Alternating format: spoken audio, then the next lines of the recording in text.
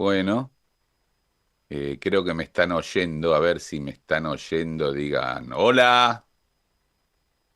No, no oigo yo si están oyendo. ¿Estarán oyendo? Dicen hola, así que dale para adelante. Ah, bueno, bueno. Bueno, estoy desde Artemis, llegando a la luna. No, estoy encerrado acá. Me dijeron que si grabo 25 mensajes en un mes quedo libre. Así que, bueno, nada, prometo con la presión regulada estar a la tarde para saludarlos y que no se olviden qué lindo que soy, no sea cosa que la cámara no es tan... No sé si la cámara está funcionando bien, me deberían ver rubio y de ojos claros. A ver, ¿es así? Bueno, a ver, los voy a saludar a ver cómo están con el saludo. Este, a ver si están despiertos. Vamos a ver. Buenos días. Bien, vamos por la segunda. Good morning. Tienen que saber inglés ya. Y vamos por la tercera. A ver, esta es difícil, ¿eh? Estén atentos. Huepenopos dipiapas. Ah, no, no, no. Se ve que no manejan el jeringoso acá en Uruguay. Bueno, son muchos años estudiando la Biblia, entonces conozco varios idiomas. Bueno, realmente el Señor que nos posibilite este medio es una forma no la mejor, pero realmente estoy agradecido a Dios que ayer me dijeron todos que se veía y se escuchaba bien y eso es lo importante, más allá que quiero estar esta tarde para saludarles y acompañarlos en la última reunión de la conferencia.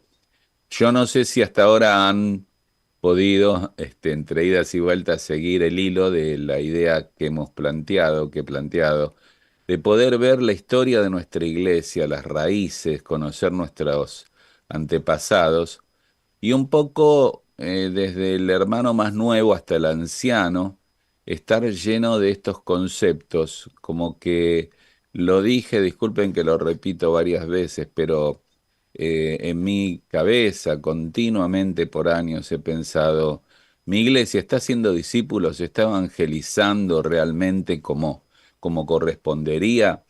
Estamos llegando a toda criatura, alcanzando a cada tipo de persona. Algo más, estamos proclamando la palabra de Dios, especialmente no solo en los cultos, sino en cada reunión, aún en la escuela dominical. Se está enseñando la Biblia.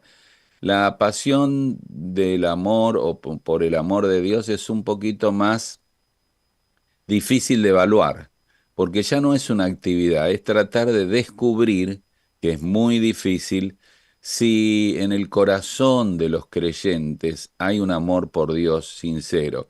Tal vez una forma fácil de saberlo es apuntar a esto, ¿no? Apuntar a una vida piadosa, una vida devocional, invitar a los ministerios, como el año pasado estábamos invitando a nuestra iglesia, que cada ministerio tenga un retiro de oración, un viernes, un sábado, buscar que la devoción a Dios sea la clave de la vida. Ustedes saben que hay una palabra preciosa en el Nuevo Testamento porque a veces me da cosita cuando decimos este es un hombre de Dios o una mujer de Dios. Yo lo entiendo, incluso las escrituras hablan de tú, hombre de Dios. Pero me gusta mucho pensar en creyentes espirituales como creyentes piadosos. En el Nuevo Testamento la palabra piedad era fundamental, era una mezcla de devoción y amor por Dios y deseo por Dios. La palabra griega era eusebeia. Por eso en el tiempo antiguo muchos se llamaban Eusebio. Uno de los grandes historiadores del primer siglo fue Eusebio de Cesarea. Hoy no sé si lo vamos a usar, no le veo poniendo a nadie el nombre de Eusebio a su hijo. Bueno, si hay algún Eusebio en la iglesia, espero que no se me ofenda. Al contrario, le han puesto un hermoso nombre. Pero Eusebio o Eusebeia, habla de esa vida piadosa. Entonces, descubrir si la gente está amando a Dios es un poquito más difícil, pero tal vez si apuntamos a que detrás de tanta actividad que tenemos, la gente tenga devoción, que pueda orar, que pueda meditar, que pueda compartir de la fe personalmente, ¿no? Y por último, bueno, evaluar si estamos buscando o dándole relevancia al Espíritu Santo en todo lo que hacemos, o solo es esfuerzo humano, ¿no? Solo es un logro humano. Así que hasta ahí espero que estas 5 cosas las mantengas y recuerdes. Realmente lo importante es la memoria de esto. Luego vimos al primer pastor de nuestras iglesias, de todas nuestras iglesias, y vimos que tenía un perfil complicado y que Dios lo usó, lo perdonó a Pedro, lo restauró a Pedro, que hubo muchos apóstoles y cada uno de ellos fue usado por Dios, pero si lo contamos como el pastor que arranca ahí en Hechos, el hecho de la negación final y el canto del gallo, que interesantemente ustedes saben que Pedro no está evaluado desde el lado oscuro como que iba cometiendo terribles pecados, sino eran pecados de carácter, ¿no?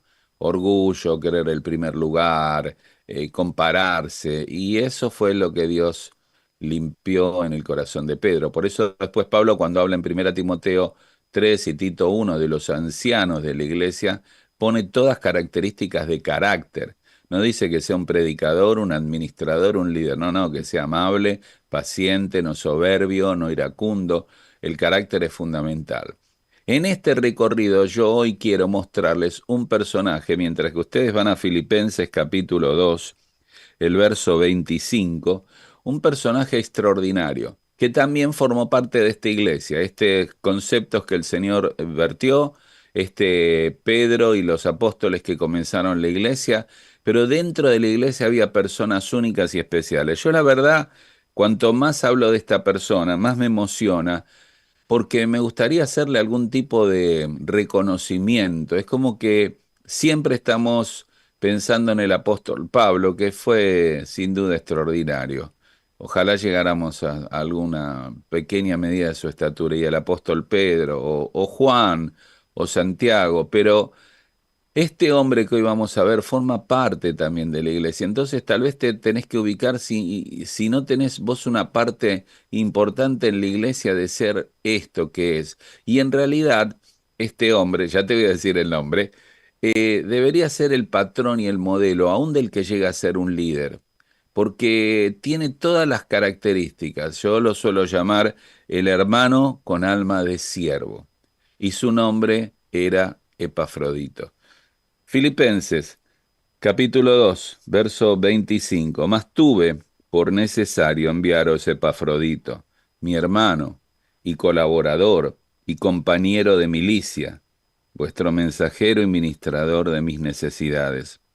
Porque, dice Pablo, él tenía gran deseo de veros a todos vosotros, a todos ustedes, y gravemente se angustió porque habían oído que Epafrodito había enfermado.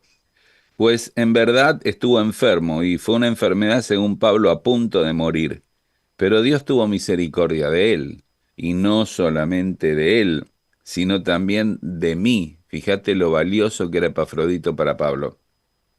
Y de mí, para que yo no tuviese tristeza sobre tristeza. Así que ahora, dice Pablo, le envío con mayor solicitud, para que al verle de nuevo os gocéis y yo esté con menos tristeza. Recibidle pues en el Señor con todo gozo, y tened en estima, es una invitación, una orden a los creyentes, que estimemos a gente como Epafrodito, tengan en estima a los que son como él. ¿Saben por qué? Porque por la obra de Cristo estuvo próximo a la muerte, exponiendo su vida para suplir lo que faltaba en vuestro servicio para mí. Yo realmente eh, quisiera hoy que la vida de Epafrodito transforme la tuya, que tengas un nuevo héroe en tu lista de la fe, de héroes y heroínas de la fe, que tengas un nuevo nombre a incorporar, que tengas un modelo y una meta. Porque hoy es un día en donde todos sirven, pero no reconocen que en el fondo quieren un lugar, quieren prestigio, quieren ser alguien. Hay un deseo como que no quiero ser el número 2, quiero ser el número 1. Es una ambición egoísta y escondida. que está ahí, yace ahí. Estuve hace años en una iglesia muy grande. El pastor era un predicador, hacía muchas cosas, pero tenía un segundo pastor, un copastor extraordinario. Y él escribió un libro muy bueno, el copastor, que se llamaba El líder de la segunda silla. Como diciendo, hay siempre una segunda silla que muchos no quieren ocupar y es fundamental para la vida de la iglesia. Bueno, Epafrodito es la revelación de lo que deberíamos ser, en contra de una locura que todos quieren ser líderes, maestros, ancianos, predicadores, y está en nuestra naturaleza. Vamos a mirar tres cosas simples, no voy a decir simples, perdón, tres cosas sumamente importantes que revelan el carácter de este hombre, y ojalá que lleguen a tu corazón tanto como el mío, porque sí, yo he vuelto a este mensaje varias veces y siempre me impacta la vida de Epafrodito. Primero quiero hablarte de lo que Epafrodito no fue.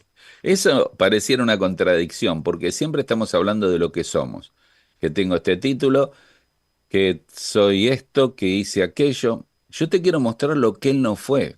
Vos te das cuenta que aquí empezamos por ver todo lo que él no fue, que muchas veces nosotros quisiéramos ser y él directamente no lo fue. Aquí tengo mi pequeña lista y la voy a mostrártela sencillamente leyéndola. Primero, él no fue un apóstol. En épocas que hablamos de ser apóstol, él no fue un apóstol.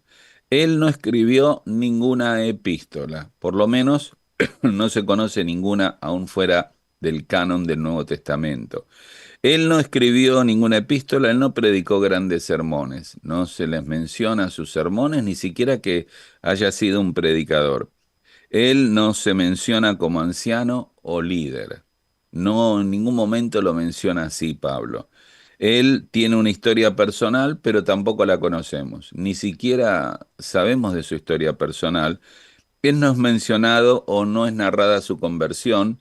No sabemos su tiempo de creyente ni sus funciones específicas, pero la pregunta es, ¿esto es lo más importante, lo que somos? Porque este hombre era una bendición con lo que no fue.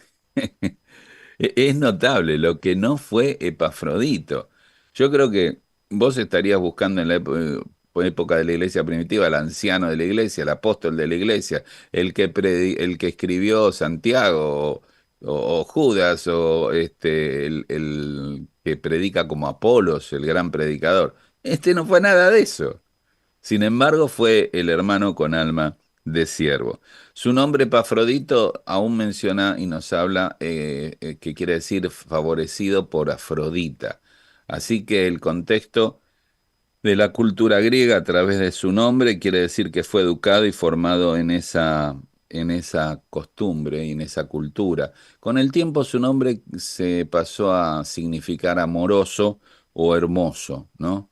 Pero esta era la idea que el nombre nos permite rastrear de la influencia de la cultura griega, que ya nos va mostrando que tenía un trasfondo, un ambiente que tal vez no era el ideal. Sin embargo, Dios lo usó de manera particular. Los filipenses eligieron a Epafrodito para llevar la ofrenda. Yo no sé, en un momento voy a tratar de explicar lo tremendo que era esta tarea, por lo extenso del viaje, por lo peligroso del viaje y por llevar dinero. En realidad, hasta el día de hoy, vos si vas a encomendarle dinero a alguien, seguramente vas a pensar dos veces a quién le encomienda ese dinero. Era una confianza absoluta en la persona a quien se la daban, por el sacrificio, por el viaje, por cuidarlo de ladrones y porque él mismo mantuviera el dinero que se le había entregado en forma completa. No es menor esta tarea de llevar la ofrenda, y él estaba dispuesto a ir a Roma con todos los peligros que eso implica. En un momento te voy a hablar del viaje que él hizo, pero hasta ahí llegamos con nuestra primera concepto, lo que Epafrodito no era. Y ahora sí te quiero hablar de lo que Epafrodito era. Él fue un mensajero, él fue un siervo, y hay una lista acá que acabamos de leer en Filipenses de lo que él es, ¿no? Porque Pablo dice en forma sencilla, recíbanlo como un héroe. Recíbanlo como un héroe. Cuando dice recíbanlo a gente así y estímenlo, recíbanlo como un héroe. Él es un héroe. Epafrodito le movía el amor a las personas. Esto es clave en la esencia de lo que fue Epafrodito. Le movía el amor a la persona y no a la posición. No buscó una posición. Entonces hay una lista de 5 cosas que quiero mencionarte que Pablo menciona que él era. 3 de esas 5 cosas hablan de la relación que tenía con el apóstol Pablo, que no es menor, porque una cosa es decir, bueno, es una persona fiel y otra cosa es un apóstol que lo relaciona íntimamente con él. Tanto que dice, mira, gracias a Dios no se murió, pero no solo por él, porque la tristeza mía hubiera sido tremenda, profunda porque tenía una relación con Pablo única y Pablo sabía que la iglesia se forma con personas así. Por eso espero que tengas un nuevo héroe para tu pensamiento y tu lista de héroes bíblicos que se llame Epafrodito. En primer lugar, Pablo lo llama hermano. Yo creo que la palabra hermano la hemos usado tanto que le hemos quitado un poco el valor, ¿no? Y no nos damos cuenta, hola hermana, hola hermano, somos hermanos. Hermanos nos iguala a todos, nos recuerda que tenemos un padre, un destino, una eternidad. Es lo que una de las cosas que nos une, ¿no? En Efesios capítulo 4 hay 7 cosas que nos unen, dice un Dios y un Padre. Así que la palabra hermano tal vez deberíamos empezar a darle la dimensión que tiene, ¿no? O sea, una relación con Dios profunda, pero también una relación con el pueblo de Dios. Tendríamos que pensar un poco más que somos hermanos cuando nos congregamos en la iglesia. Tenemos a veces un trasfondo complicado porque muchos de ustedes tienen hermanos que no se ven, que no se hablan, algunos no conocen al Señor y hay una distancia que no tienen con hermanos de la fe. Yo no tengo duda de que Dios puso la iglesia para suplir necesidades de ausencias de la vida. Tal vez el padre que no tuvimos en la iglesia lo encontrás, la madre que no tuvimos en la iglesia lo encontrás, la abuela que no tuvimos y el hermano que no tuvimos también lo encontrarás ahí. La verdad que la palabra debemos darle más dimensión. Es una palabra usada mucho en la Biblia, mucho por Pablo, y es nuestra identidad, porque mi identidad ha cambiado desde que conocí a Cristo. Era una criatura de Dios, ahora soy un hijo de Dios, y por tanto soy miembro de la familia de Dios, y tengo hermanos en esta bendita y preciosa familia. Así que Pablo le agrega con esta palabra hermano el afecto por Epafrodito, ¿no? Es un afecto muy especial que él lo llama hermano, el mismo padre y el mismo destino, la misma eternidad. Para resumirte, y un concepto que no debes olvidar, para Pablo Epafrodito no fue el delivery de la ofrenda, porque fue un hermano, fue un hermano. Yo les parecerá tal vez una tontería lo que voy a decir, pero en nuestra iglesia, cuando estábamos bueno, en la iglesia anterior, ahora estamos armando esta nueva, en el edificio teníamos una pequeña oficina pastoral y entre la cena y el culto hay un servicio de café que sirven las personas, eh, pagan algo, es un tipo de ofrenda y entonces tomas un café o algo. Y a veces me decían, bueno, yo estaba en la oficina con otros hermanos ahí pastoral arreglando alguna cosa y mientras esperando el tiempo del culto y algunos desayunando, y me decían si quería pedirle a una hermana que me traiga un café. No, no, yo no tengo y no soy nadie para pedirle a alguien tráigame un café. Puedo ser el anciano de la iglesia, pero aquí no funciona así. Si yo quiero un café, voy y lo busco, o de última, si me ofrecen o mi esposa está ahí, pero no tengo esa actitud y lamentablemente he visto algunos con esa actitud que dicen, bueno, me mandó el anciano, me pidió un café y no sé, tal vez les parezca una tontería lo que estoy diciendo, para mí no es menor. No es una empresa, no soy jefe de nadie, no soy el dueño de una fábrica, somos hermanos. Y hasta que no captemos este concepto, no vamos a captar cómo funciona una iglesia. Epafrodito era un hermano. En segundo lugar, la Biblia, Pablo dice que era un colaborador, esa es la palabra sunergos, y es una palabra que se usa en la Biblia 13 veces, y 12 veces la usa Pablo. O sea, en el texto griego, de las 13 veces, 12 la usa Pablo.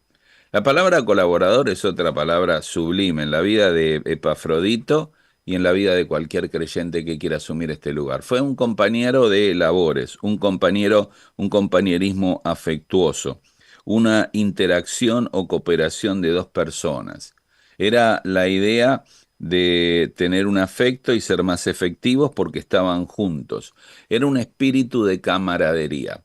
Miren, en este último tiempo hemos hablado con los líderes de la iglesia, evaluando que hay algunos líderes. Ustedes saben que la iglesia nuestra, por la gracia de Dios, ha crecido, así que tenemos un grupo de líderes interesante y algunos de ellos hacen su tarea dentro de su ministerio, están muy bien, pero no cruzan esa línea para buscar en otros ministerios o buscar a los ancianos o los diáconos y decir, ¿en qué te puedo ayudar? ¿En qué te puedo ayudar? Yo te pregunto, ¿cuándo fue la última vez que dijiste en la iglesia en qué te puedo ayudar? No, bueno, soy maestro de escuela dominical, enseño la clase. No, no, no. Acercarse a un anciano, acercarse a un diácono, acercarse a alguien que está en esta conferencia con la silla. ¿En qué puedo ayudar? Esto es notable porque esto era la esencia de lo que Epafrodito era. Era un hermano con alma de siervo. Esto es lo que nos cuesta tanto asumir, esta actitud que trasciende el hecho de hacer lo que tenés que hacer, ir un paso más allá y decirle, yo estoy acá para colaborar. Porque una iglesia se hace con gente colaborando, uno con otro, y como acabo de mencionar, somos más efectivos porque lo hacemos juntos en un espíritu de equipo, porque al fin y al cabo, un espíritu de camaradería. ¿Sabés qué era Pafrodito? Era un jugador de equipo, era un jugador de equipo. No estaba siendo el director técnico o el que hacía todos los goles, era un jugador de equipo. Guarda en tu corazón esta segunda palabra. Vamos por la tercera que Pablo dice. Dice, compañero de milicias. La palabra habla de luchar juntos contra los enemigos espirituales. Es interesante porque Pablo tenía cerca la milicia romana y hablaba mucho de la batalla y le decía a Timoteo que sea un buen soldado. Realmente los tiempos no han cambiado, porque una iglesia que crece es una iglesia que va a ser atacada por el enemigo. Se va a filtrar por murmuraciones, se va a filtrar por rebeldías, se va a filtrar en la medida que vayas avanzando. Satanás va a ser más furioso en su ataque y tenemos que juntos luchar por el evangelio, por la fe y por la iglesia. Por eso dice, compañero de milicias. La idea es la asociación de dos personas luchando lado a lado. Era un camarada de armas. La palabra es muy interesante porque la palabra esta, no los quiero marear, sustratiotes, la usa Pablo cuando vieron que dice que estaba encadenado aún, y ahí la palabra es estratiotes, como diciendo yo estoy encadenado a un batallador, a un soldado, un peleador. Bueno, Epafrodito para mí es el que pelea conmigo, es el que lucha conmigo, el que batalla junto. En este punto debería preguntarte si sos parte del problema o parte de la solución. El otro día hablaba con un hermano y le decía, tu problema no es lo que oíste, hablaste, es que no deberías haber hablado de esto. Directamente podrías haber dicho, bueno, la verdad que prefiero no hablar de este tema, porque este tema puede convertirse en murmuración dentro de la iglesia y generar un problema. Tenemos una lucha que no es contra sangre y carne. Entonces debemos estar juntos combatiendo por el Evangelio. La verdad que es una vergüenza que con la enemistad que tiene el mundo y el diablo con la iglesia de Cristo estemos luchando entre nosotros. Es vergonzoso, es deplorable. Epafrodito estaba en el otro extremo. Epafrodito, Pablo dice, es un hermano, es un colaborador, es un compañero de milicia. Está luchando hombro a hombro. Qué cuadro de este hombre. De alguien que va y dice, vamos a orar por este problema. vamos a luchar por este problema, vamos a confiar en el Señor. Te manda el WhatsApp, el mensajito, lo que fuese, recordando qué tipo de persona es y debemos ser. Es interesante porque él ha sido una persona así. Y antes de Roma, las luchas, saben que eran individuales. Pero Roma estableció luchas colectivas o en conjunto como ejército. Y aquí hay una guerra con dificultades y peligros y no la vamos a vencer solo. Por eso Pablo habló de esta metáfora, Timoteo, ¿no? Una metáfora sublime. Así que vas anotando, hermano número uno, colaborador número dos, compañero de milicia número tres. Vamos por el número cuatro. Pablo le llama mensajero. La idea es de apostolón, es el que es enviado. Y es un mensajero especial. Te explico, solo el viaje que él recorrió fue así. Él fue por la vía Egnatia hasta un lugar en el mar Adriático, 546 kilómetros. ¿Oíste? Pensá en tu país o en el mío, 546 kilómetros. Cuando llegaba allí, cruzaron el mar en barco y luego caminaron por la vía Apia desde ese lugar hasta Roma, otros 532 kilómetros. O sea, no estaba diciendo andá a la esquina y volvé. 1000 kilómetros. En épocas que no había avión, que no había auto, que no había nada. Era un desafío ser un mensajero en ese sentido, o sea, más de 1000 kilómetros. Por lo menos calculale 2 meses de viaje. Así que cuando le dan el sobrecito, que no era tan así, la bolsita, esta es la ofrenda, llévala, era 1000 kilómetros, 2 meses de viaje, cuidando que no le roben, protegiendo lo que tenía, llegando a esos lugares.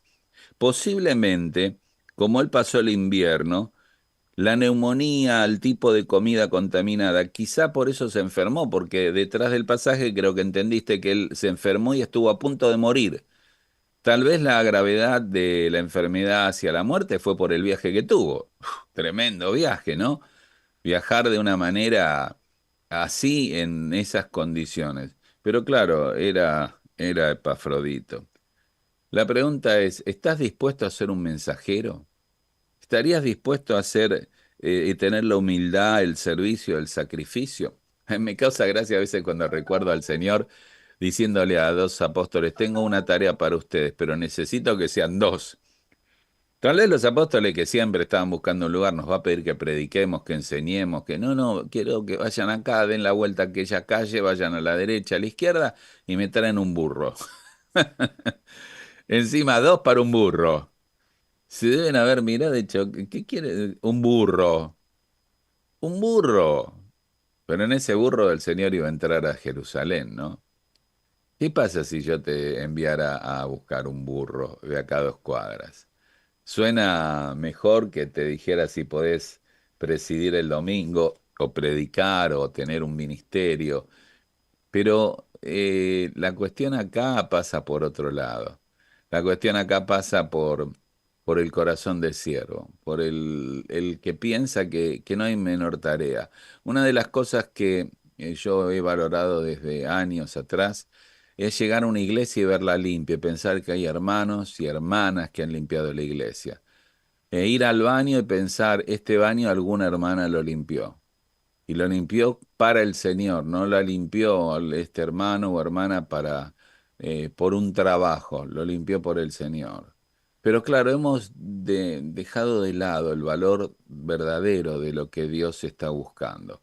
Por eso Epafrodito nos muestra lo que realmente debe ser una persona. Por último, Epafrodito no solo era el hermano, colaborador, compañero de milicia y mensajero, era algo que es una frase que creo que deberíamos incorporarla al matrimonio, pero en la vida continua de la iglesia también, que es ministrador de mis necesidades. Ministrador de mis necesidades. O sea, era un hombre apasionado en servir a otros y apasionado en dedicarse a sus deberes. Alguien dedicado a suplir las necesidades de las personas, un servicio de especial importancia. Por eso Epafrodito fue el regalo más especial que recibió de Filipos, porque Epafrodito fue el que miraba la necesidad y ministraba esa necesidad. Pero claro, como nosotros nos creemos el ombligo del mundo, solo pensamos que nosotros somos dueños del dolor, del sufrimiento, de la prueba. Yo te recuerdo que ahí mismo, alrededor de donde vos estás, hay gente que tiene necesidad y necesitan. Y vos tenés que estar atento. Mira, haceme un favor, yo sé que no estoy ahí, pero me están oyendo en directo, así que te voy a pedir que hagas un favor, a veces suelo hacerlo, que mires al que está a tu derecha o al de la izquierda y le digas sencillamente, sos un necesitado. Dale, dale, decile. O mejor, agrandalo ahora. Sos un pobre necesitado. A ver. No escucho bien. Sí, sí. Sos un pobre necesitado. ¿Sí? ¿Lo dijiste? No, espero que no. A tu suegra no. A alguien que está ahí al lado. Bueno, el muchacho que se lo dijo a la chica ya tenga cuidado a ver si le dice y necesitas de mí. No, no, no, esa parte no va, ¿está bien? Pero cada persona es necesitada. Tal vez decís, este hermano tiene dinero, este no. Este hermano, mira cómo vive, no tiene. Cada persona es una persona necesitada. Y cada persona que es una persona necesitada debería tener un epafrodito que sea un ministrador de esas necesidades. Alguien que pueda suplir esas necesidades. Debes aprender a mirar a la gente de la iglesia desde otra perspectiva y no evaluar desde lo externo o desde los preconceptos que tenés. Ahora, muy bien, en el verso 26, hablando de estas necesidades, algo que falta y que se necesita y que él suple, dice el texto que la angustia de Epafrodito por los santos fue tremenda. Ahora, cuando llegas a este verso es algo tremendo porque es un deseo y un anhelo con vehemencia de tener gran afecto y la misma palabra Pablo la usa por su amor por los filipenses, de cómo os amo. Así que acá descubrís el corazón de Epafrodito. Era un hombre que dije al principio y lo voy a repetir, amaba a las personas, no amaba la posición. Amaba a las personas. Tu móvil debería ser la gente. Y entonces dice, gravemente se angustió porque la gente de la iglesia había oído que él se enfermó hasta la muerte. Ahora, este es tremendo. Él estaba más preocupado por lo que la gente experimentara o sintiera por su enfermedad o muerte que por su propia muerte. En vez de estar pensando en él, en su sufrimiento o muerte, estaba pensando que eso no afectara a la gente. La idea de la palabra es que tenía una angustia y una ansiedad profunda o perturbación emocional. ¿Sabes cuándo Pablo usa, Marcos usa esta palabrita que está aquí en el texto original? La usa para la angustia del Señor en el huerto. O sea, Epafrodito no se preocupó por la enfermedad, sino por la angustia del otro. Estaba enfermo, pero no le importó. Él estaba más preocupado por la gente que por su propia enfermedad, por lo que iba a afectar esa noticia a los creyentes de Filipo. Era una ilustración viva de Filipenses 2 versos 3 y 4, ¿no? El Señor. Haya pues en vosotros esta manera de sentir o esta manera de pensar que hubo también en Cristo Jesús, el cual, siendo en forma de Dios, no estimó el ser igual a Dios como cosa a que aferrarse. Y Él vino por amor a nosotros. Aquí descubrís todo lo que era Pafrodito. Era una ilustración viva de lo que un creyente debe ser. Cuando Pablo dice 1 Corintios 12:26, ¿quién enferma y yo no enfermo? ¿Quién se duele y yo no me duelo? Está explicando el corazón de un pastor. Epafrodito lo tenía. Déjame preguntarte, ¿te duele de verdad cuando un hermano sufre? La verdad. O en el fondo decir, bueno, se lo merecía. Y la verdad que nosotros hablamos con personas todo el tiempo. Esta semana mismo con Liliana estábamos hablando con alguien que queremos y vivía consecuencias, situaciones difíciles y la cuestión es, sé que está mal, sé que es la consecuencia de decisiones malas, pero lo amo todavía. ¿Realmente te duele que un hermano sufra o hay una, la palabra es de una perversa actitud en el alma que diciendo se no merece? Mira quién es este que hablaba, que... decime, ¿te molesta cuando un creyente cae en pecado? ¿Sentís, es parte de, es miembro del cuerpo de Cristo, es parte de tu familia, es un hermano que cae en pecado? Por eso el espiritual puede restaurarle, porque tiene espíritu de mansedumbre, Gálatas 6 al que ha pecado. Porque tiene esa empatía. Te pregunto, ¿te sentís triste cuando un hermano está en prueba? ¿Cómo es tu corazón ante el dolor de la gente? ¿Qué es lo que pasa? ¿Sabés compartir el dolor de otros? Miren, el Señor me ha dado la capacidad o la bendición de ministrar su palabra. Pero yo no siempre he aprendido, he tenido que aprender, pero no siempre he sido sensible al dolor de los otros. Es como que uno se centra en la tarea que Dios le dio, pero la tarea, sea predicar, escribir o cantar, la meta final son las personas. La iglesia son personas, el ministerio son personas, los problemas son personas, las angustias son personas. Nuestro corazón debe estar dirigido a las personas. Porque fue por ellas que Cristo murió, por personas. Y este es el corazón de Epafrodito, saber compartir el dolor de otros, empatía. Decime si no te ha pasado que has encontrado hermanos que cuando estás en un problema, sea de trabajo, sea de matrimonio, sea de enfermedad, se acercan, te dicen una palabra de aliento, oran un texto, pero vos sentís que la persona siente lo mismo que vos.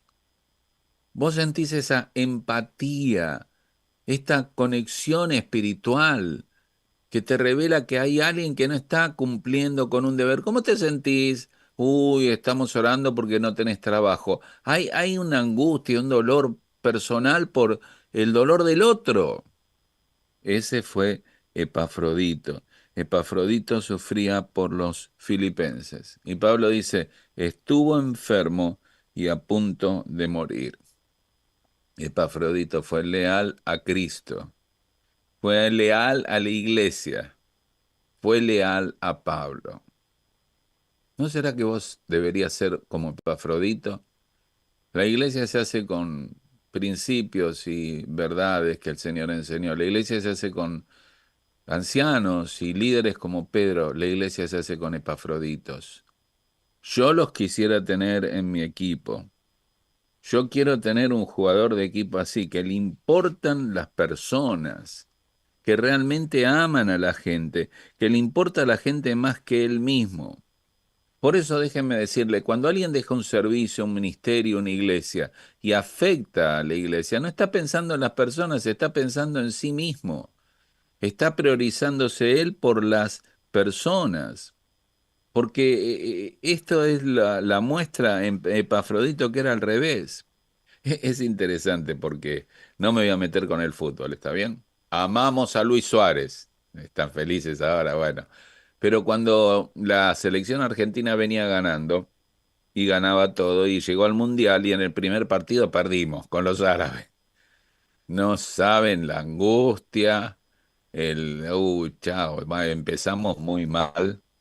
Y entonces salió Messi, el director de la selección.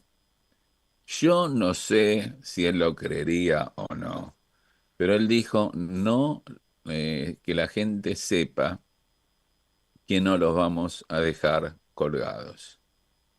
La iglesia debe saber que vos no vas a dejarla colgada nunca.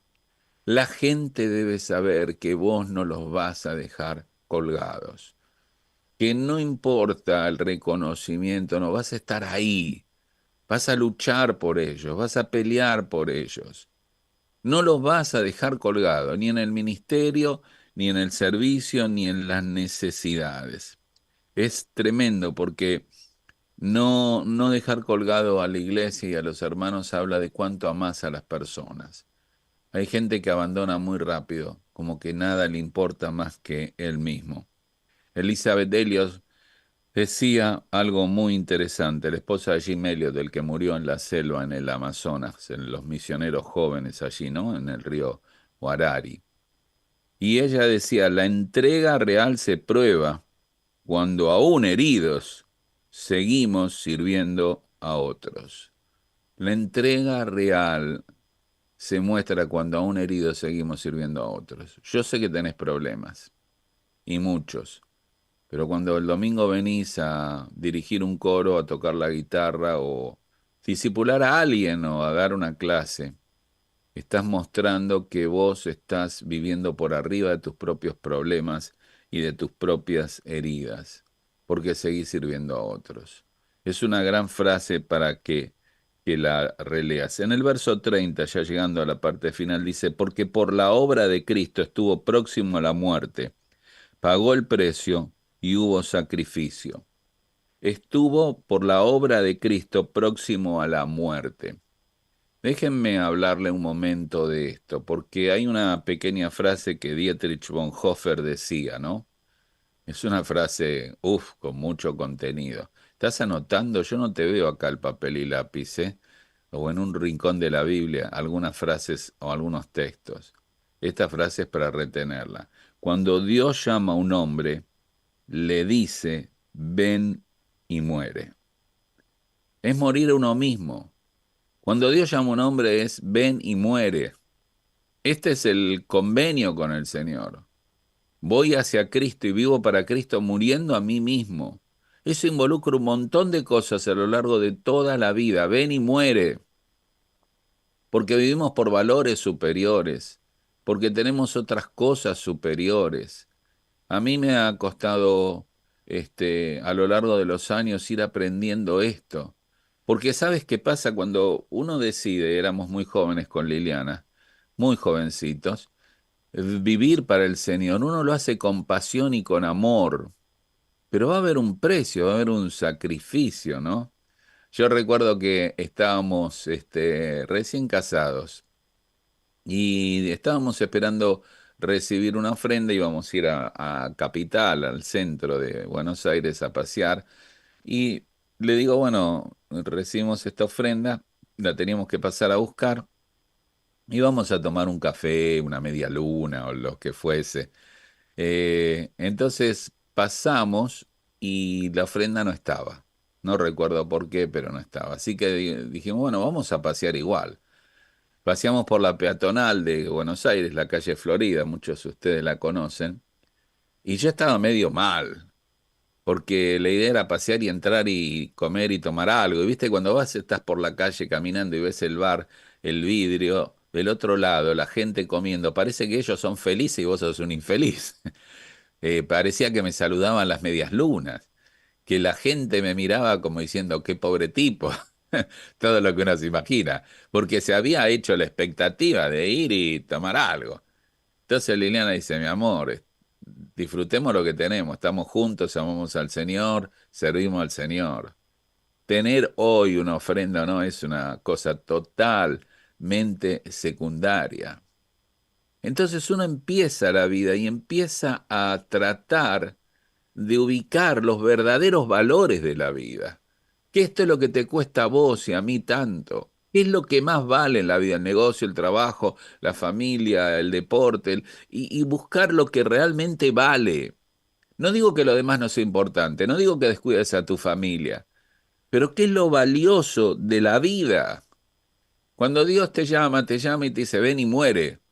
Como diciendo, ahora vas a tener que replantearte los valores y vivir por otros, porque el Señor dijo, bueno, ¿quién me sigue? No, yo, pero tengo que ir a arar mi campo.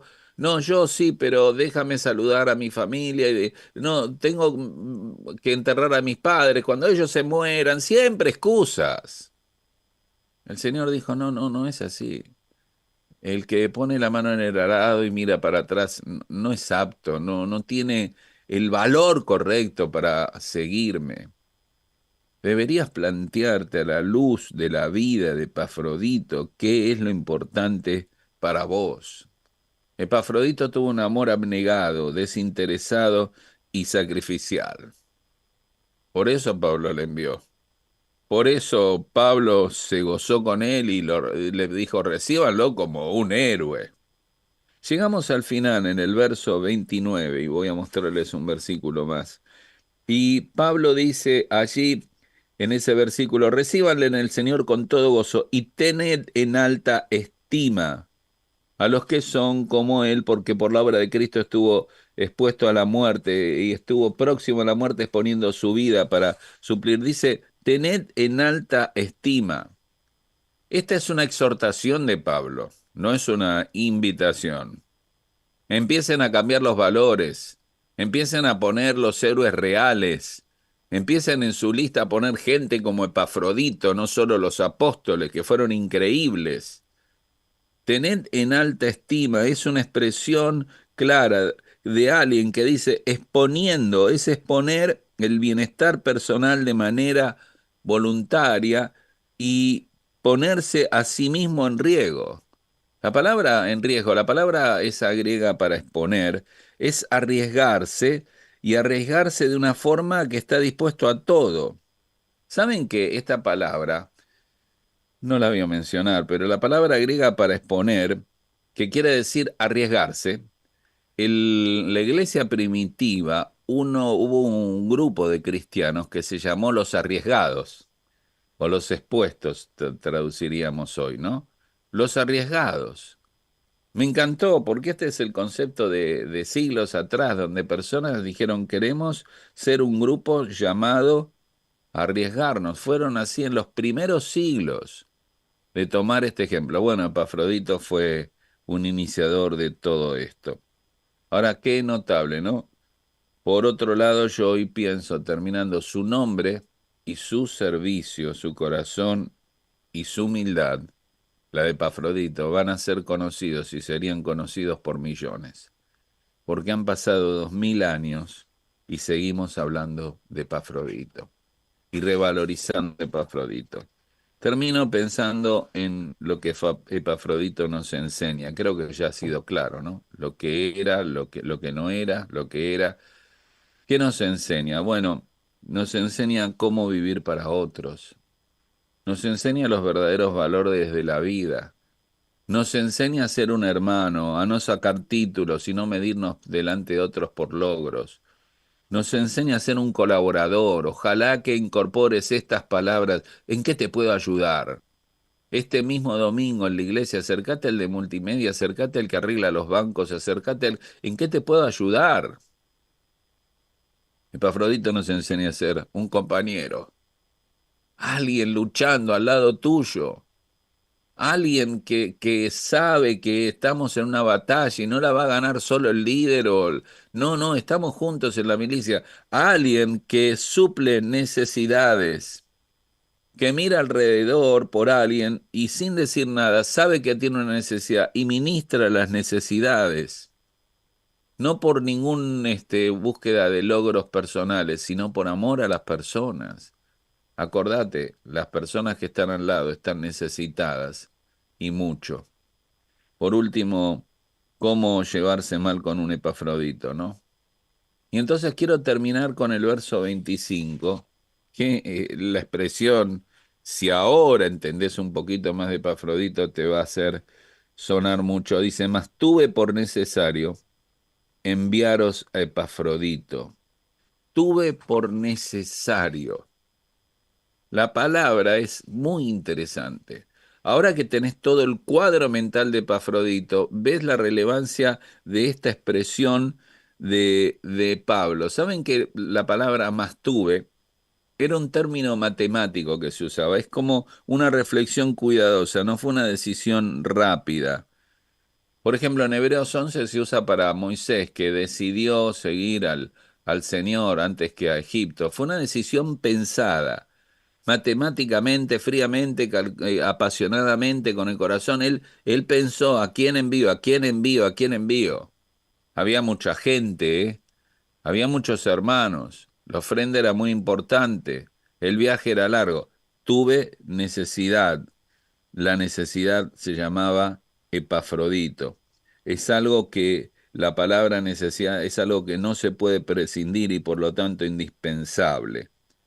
Pablo razonó que esto era lo que exigían las circunstancias. Y esta era la respuesta de Pablo, Epafrodito. Ahora, yo al terminar, antes de orar, quisiera preguntarte si vas a incorporar a Epafrodito, el hermano con alma de siervo, a tu lista de héroes. Si vas a empezar a decir, Señor, quiero ser un Epafrodito. Tal vez se te ocurra inventar un grupo en tu iglesia, los Epafroditos o las Epafroditas, ¿está bien? Pero ¿qué va a ser tu parte? ¿Qué va a ser el carácter de Epafrodito que vas a tomar? La iglesia se hace así, con gente así. Yo recuerdo hace muchos años atrás, un hermano muy fiel, muy sencillo.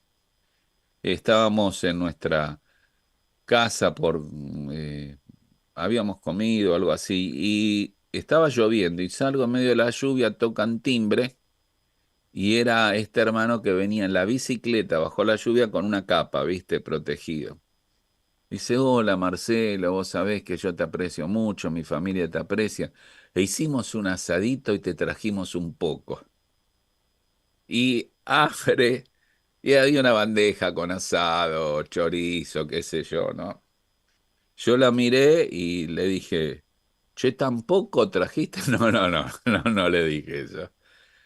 Bueno, yo le agradecí, lo vi irse con la bicicleta bajo la lluvia, entré a casa con la carne feliz, y yo pensé en personas así, que bajo una lluvia en bicicleta vienen con una pequeña cosa, un pequeño regalo para recordarte que alguien te ama, un Epafrodito. La iglesia necesita personas así. Y yo sinceramente espero que en Uruguay se levanten muchos Epafroditos. Vamos a orar para terminar en esta mañana. Y al inclinar la cabeza un momento en silencio, habla con el Señor. Dile, Señor, quiero el corazón de Epafrodito. Señor, quiero el amor por las personas que él tuvo. Señor, quiero ser un ministrador de las necesidades de la gente. Señor, quiero salir de mi propio mundo de problemas y aflicciones y ver que otros también las tienen. Señor, ayúdame. Dile, Señor, te ruego que quiero tener y que pongas en mí el corazón que Epafrodito tuvo. Decíselo. Dios está escuchándote. Querido Señor, gracias en esta mañana por tu palabra. Gracias una vez más porque los medios no son tal vez lo ideal, pero tu palabra siempre opera en nuestros corazones. Señor, la verdad que nos emociona el perfil de personas como Epafrodito. La iglesia necesita muchos Epafroditos. Señor, ayúdanos a darnos cuenta que esa es nuestra herencia. No solo lo que el Señor nos enseñó, lo que Pedro y apóstoles hicieron, sino lo que gente como Epafrodito hizo para que la iglesia llegue hasta el día de hoy. Señor, oramos agradecidos, rogándotelo todo, en el nombre del Señor y Salvador Jesucristo. Amén.